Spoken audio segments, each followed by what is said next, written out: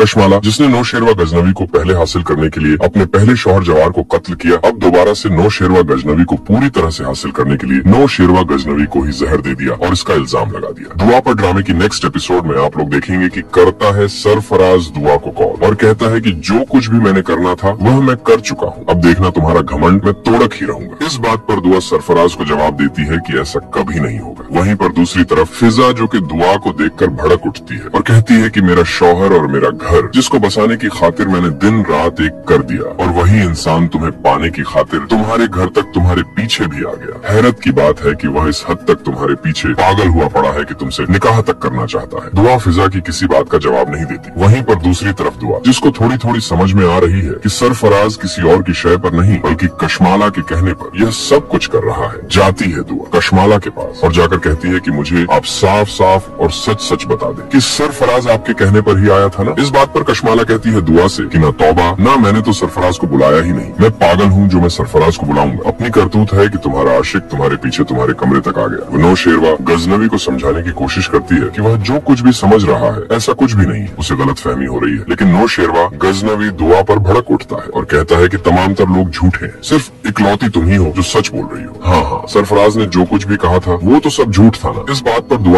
शेरवा गजनवी को समझाती है कि उसने झूठ बोला है। तो वहीं पर गजनवी भड़क उठता है और कहता है कि अगर वह झूठ बोल रहा है तो उसने फिजा को तलाक क्यों दी? मैं तुम्हें बताता हूँ, उसने फिजा को तलाक इसलिए दी ताकि वह तुमसे निकाह कर सके। लेकिन एक बात मैं तुम्हें बता दूं दुआ कि मैं तुम्हें किसी भी सूरत इस घर से नहीं जाने दूंगा। जब तक मेरी सांसें चल रही हैं तुम इसी घर में मेरी नजरों के सामने रहोगी। यह बात कशमाला को बर्दाश्त नहीं होती तो वह एक नई साजिश बना लेती है ताकि दुआ को घर से बाहर निकाल सके। दुआ जो नौशेरवा गजनवी की खातिर बड़े ही प्यार से खाना बनाती है ताकि वह अपने शौहर को मना सके, इस बात का फायदा उठाती है। कशमाला और दुआ के बनाए हुए खाने में मिला देती है जहर। जब वह खाना खाता है नौशेरवान तो साथ ही उसकी तबीयत खराब हो जाती है। जैसे ही नौशेरवा गजनवी की तबीयत खराब होती है तो कशमाला दुआ पर भड़क उठती है और कहती है कि तुमने खाने में क्या मिलाया था? जाफर जब भागते हुए आता है तो कशमाला जानबूझकर दुआ पर भड़कती है और कहती है कि लगता है तुमने खाने में जहर मिला दिया था क्योंकि तुमने शेरवा गजनवी से छुटकारा पाना चाहती थी। जाफर लेकर जाता है नौशेरवा गजनवी को अपने साथ हॉस्पिटल। पीछे भागती है दुआ, लेकिन दुआ को वह लोग अपने साथ हॉस्पिटल नहीं लेकर जाते। कशमाला जो चली जाती है उन लोगों के साथ और मौके का फायदा उठाते हुए बाबा साई और अम्मा साई को कॉल करके कहती हैं कि दुआ ने नौशेरवा गजनवी को जहर दे दिया। जैसे ही वो लोग ये खबर सुनते हैं तो उनसे रहा नहीं जाता और वह फौरन सीधा कराची आ जाते हैं। दुआ जो पीछे आ जाती है ना शेरवा गजनवी से मिलने के लिए, लेकिन जाफर दुआ को नहीं मिलने देता और कहता है कि बेहतर यही है कि आप यहाँ से चली जाए क्योंकि यह जो कुछ भी हुआ है